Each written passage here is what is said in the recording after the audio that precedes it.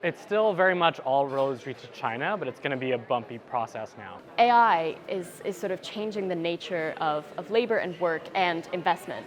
I think the really big question is not what has changed, but what is threatening it and what is challenging it. There are better and worse forms of capitalism, and that what's happened in the last 4 decades is that we've gone from a better to a worse form of that capitalism. I believe the answer for both the short and the long term is demographics. There is no question that mercantilism, state-led industrial policy, and geopolitics will be the major force that shapes capitalism. We moved from an era of industrial capitalism to one of financial capitalism.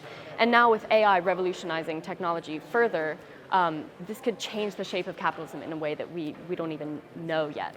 And at the moment we're in the middle of, perhaps at the beginning of an extraordinary revolution in digital technologies, artificial intelligence and so on. We need to reassure governments who are thinking about experimenting with new technologies, new regulation, that they are not going to risk suffering in a very competitive international environment. In the long term is how political leaders in the in the context of developed economies, how political leaders will do and shape state-led industrial policies. We need our thought leaders, entrepreneurs, influencers, policymakers to help reframe the conversation for nation states about economic well-being, economic benefits for all.